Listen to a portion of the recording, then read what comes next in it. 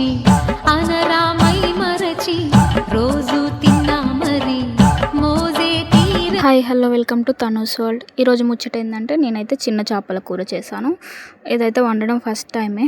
ఎప్పుడు ఈ చిన్న చేపలు అయితే వండలేదు. పెద్ద చేపలు అయితే ఇంతకుముందు వండాను, కానీ అంత టేస్టీగా వండడం రాదు. ఈసారి మాత్రం చాలా టేస్టీగా కుదిరింది. అస్సలు అనుకోలేదు ఇంత టేస్టీగా కర్రీ కుదురుతుందని.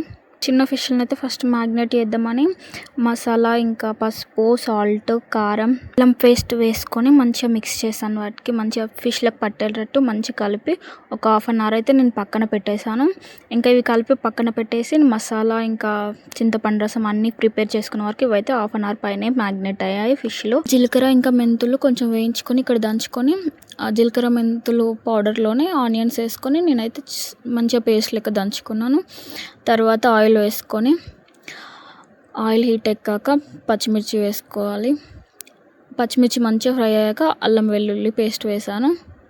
అల్లం అయితే నేను మంచిగా కలుపుకొని ఫ్రై అయ్యేదాకా కలుపుతూనే ఉన్నాను, ఎందుకంటే అల్లం వేస్తే అడగంటుతుంది కదా, అందుకే. అల్లం ఫ్రై అయ్యాక మనం ఫస్ట్ దంచి పెట్టుకున్న ఆనియన్ పేస్ట్ అయితే వేసాను. నేను ఆనియన్ పేస్ట్ అయితే కలుపుతూ చాలాసేపే ఫ్రై చేసుకున్నాను.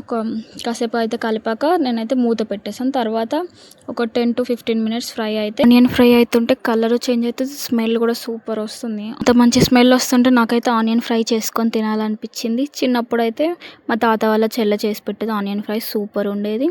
ఇంకా అల్లం పేస్ట్ ఫ్రై అయ్యాక పసుపు వేసుకొని చింతపండు రసం వేసుకోవాలి. చింతపండు రసం వేసుకొని అందులోనే కారం ఇంకా సాల్ట్ కూడా వేసుకొని కలుపుకొని మూత పెట్టేసుకున్నాను నేను. మా తాత వాళ్ళ చెల్లి అయితే సూపర్గా ఆనియన్ ఫ్రై చేసేది, నాకైతే ఇప్పటికీ మర్చిపోలేను. నేనైతే అసలు ఎంత బాగా చేసేదో.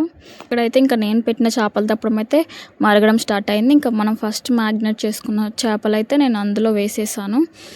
దప్పడం అని ఎందుకన్నానంటే మా నాన్నమ్మ అయితే ప్రతిదీ దప్పడం అని చెప్తుంది. చారు లెక్క ఉన్నది ఏదైనా సరే దప్పడం అని అంటుంది. సో నాకు అదైతే గుర్తొచ్చి నేను దప్పడం అని చెప్పాను. నేను చేసే చేపల దప్పడం అయితే ఫైనల్గా అయిపోయింది. ఇంకా ఇలా చిక్కగా వచ్చింది మంచిగా. ఒక 15 minutes అట్లా లో ఫ్లేమ్లో పెట్టి ఉడికించిన మంచి చిక్కగా వచ్చింది. కలర్ బాగా వచ్చింది, టేస్ట్ కూడా సూపర్ వచ్చింది. ఇంకా స్టవ్ ఆఫ్ చేసుకొని ధనియాల పొడి ఇంకా కొత్తిమీర ఉంటే కొత్తిమీర వేసి అలా ఏదో కలపడానికి ట్రై చేశాను, కానీ ముక్కలు ఇరిగిపోతాయని గుర్తొచ్చి అట్లా మీద కాస్త కలిపాను.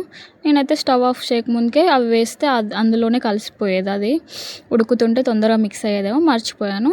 ఇంకా లాస్ట్లో కొత్తిమీర వేసి అలా కాస్త కలిపేసి ఫైనల్గా అమ్మయ్య మన చేపల పులుసు అయితే రెడీ. అస్సలు ఎక్స్పెక్ట్ చేయలేదు ఇంత బాగా వస్తుందని. చూస్తుంటే సూపర్ ఉంది, ఇంకా టేస్ట్ కూడా చాలా బాగా వచ్చింది. నాకైతే చేపల కూర వండడమే రాదు సరిగ్గా. వండుతాను కానీ అంత టేస్టీగా అయితే రాదు. ఈరోజు అయితే చాలా టేస్టీగా కుదిరింది. Thanks for watching. మీరు కూడా తప్పకుండా ట్రై చేయండి. నచ్చితే ఛానల్ని సబ్స్క్రైబ్ చేసుకోండి అబ్బా, లైక్ చేయండి అండ్ షేర్ చేయండి. లాస్ట్ వరకు వీడియో చూసినందుకు